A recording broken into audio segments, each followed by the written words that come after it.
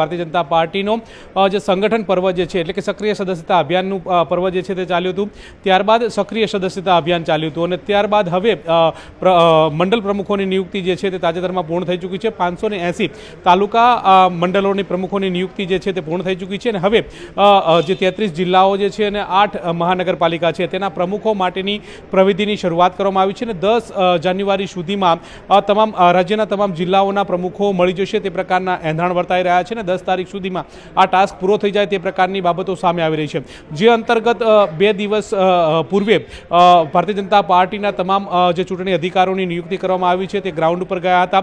ત્યાં તમામ લોકો એટલે કે જિલ્લા પ્રમુખ બનવા ઈચ્છુક છે તેમના બાયોડેટા મેળવવામાં આવ્યા હતા, તેમની કામગીરીના લેખાજોખા મેળવવામાં આવ્યા હતા। મહત્વનું સાથે સાથે એ છે કે 33 જિલ્લા અને 8 મહાનગરપાલિકામાંથી અંદાજે 1300થી પણ વધારે જે ફોર્મ જે છે તે ઉમેદવારોના દાવેદારોના આવ્યા હોવાની બાબતો સામે આવી રહી છે। પ્રત્યેક જિલ્લામાં એવરેજ 25થી પણ વધારે ફોર્મ જે છે તે દાવેદારોના જોવા મળી રહ્યા છે, જે અંતર્ગત સૌથી વધારે જે ફોર્મની વાત કરવામાં આવે તો 70 જેટલા દાવેદારો મહાનગરપાલિકા સુરતમાંથી જોવા મળી રહ્યા છે અને એ જ રીતે સૌથી વધારે જિલ્લાની વાત કરવામાં આવે તો 90 જેટલા જે દાવેદારો જે છે તે બનાસકાંઠામાંથી આવ્યા છે। આમ એવરેજ જિલ્લાઓની અંદરથી જે દાવેદારો જે છે તે પોતે દાવેદારી કરી હોવાની બાબતો સામે આવી રહી છે અને તેને લઈને છણાવટ ચાલી રહી છે। 10 તારીખ સુધીમાં તમામ જિલ્લા પ્રમુખોની નિયુક્તિનો દોર જે છે તે પૂર્ણ થઈ શકે અને ત્યાં સુધીમાં જાહેરાત થાય તો નવાય નહીં અને ત્યારબાદ પ્રદેશ પ્રમુખની નિયુક્તિનો દોર જે છે તે શરૂ થશે, એટલે કે પ્રદેશ પ્રમુખ માટે જે નિરીક્ષકો જે છે તેની નિયુક્તિ થઈ ચૂકી છે। કેન્દ્રીય મંત્રી જે છે ભૂપેન્દ્ર યાદવ તેમની પસંદગી ગુજરાતના જે નિરીક્ષક તરીકે થઈ છે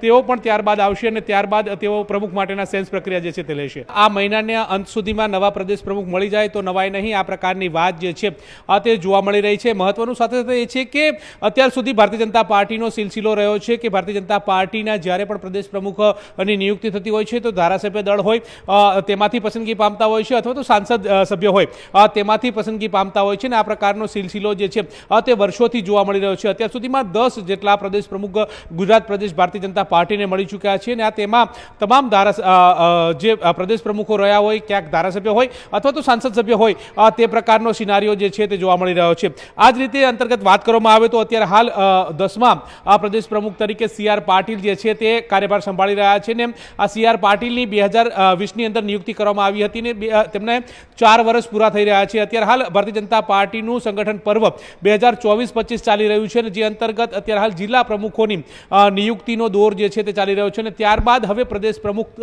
માટે થઈ અને નિરીક્ષકો જે છે તે દિલ્હીથી અહીંયા આવશે અને તેઓ સેન્સ પ્રક્રિયા જે છે તે લેશે। અત્યારે નવા પ્રદેશ પ્રમુખ કોણ તે અંગેની અટકળો જે છે તે જઈ ચૂકી છે।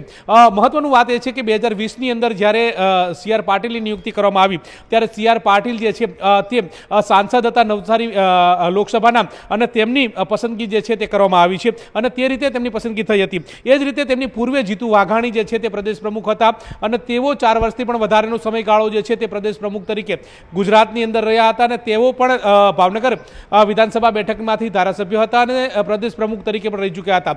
આમ ધારાસભ્ય હોય તેને પસંદગી મળી હોય તે પ્રકારની વાત છે તે સામે આવી રહી છે। એ જ રીતે સૌથી ટૂંકા ગાળાના પ્રદેશ પ્રમુખ તરીકેની જેમની નિયુક્તિ થઈ હોય તે વિજય રૂપાણી છે। વિજય રૂપાણી રાજકોટ પૂર્વના ધારાસભ્ય હતા અને તેઓ મંત્રી હતા અને ત્યારબાદ તેઓ પ્રદેશ પ્રમુખ તરીકે ગુજરાત ભારતીય જનતા પાર્ટીને મળ્યા હતા। આમ ધારાસભ્યોમાંથી તેમની પસંદગી થઈ હતી। તેમની પૂર્વેની વાત કરવામાં આવે તો તેમની પૂર્વે RC ફળદુ જે છે તે 6 વર્ષ સુધી ભારતીય જનતા પાર્ટીના પ્રદેશ પ્રમુખ રહ્યા હતા અને તે અરસામાં અત્યારે હાલ પ્રધાનમંત્રી નરેન્દ્ર મોદી જે છે તે ગુજરાતનું નેતૃત્વ સંભાળતા હતા, એટલે કે ગુજરાતના મુખ્યમંત્રી તરીકે તેઓ હતા ત્યારે 6 વર્ષ સુધીનો કાર્યકાળ જે છે તે RC ફળદુનો રહ્યો છે। RC ફળદુ જે છે તે જામનગર અને કાલાવાડ આમ બંને વિધાનસભામાંથી તેઓ ધારાસભ્ય રહી ચૂક્યા છે અને તેમને ધારાસભ્ય અને પ્રદેશ પ્રમુખ હોય તે પ્રકારની બાબતો જે છે તે જોવામાં આવતી હતી। જો નામોની ચર્ચા કરવામાં આવે તો અત્યાર સુધીમાં પાટીદાર સમુદાયના જે લોકો જે છે તેમાંથી 4 જેટલા પાટીદાર સમુદાયમાંથી પ્રદેશ પ્રમુખ તરીકે મળી ચૂક્યા છે। 3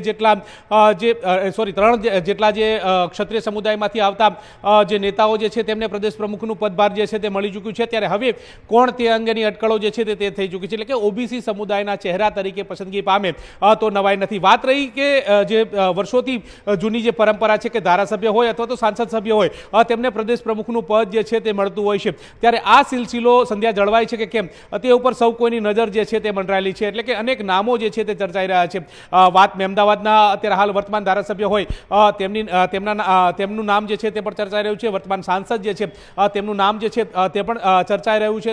વર્તમાન સાંસદ જે નાયક જે છે તેમનું નામ પણ ચર્ચાઈ રહ્યું છે.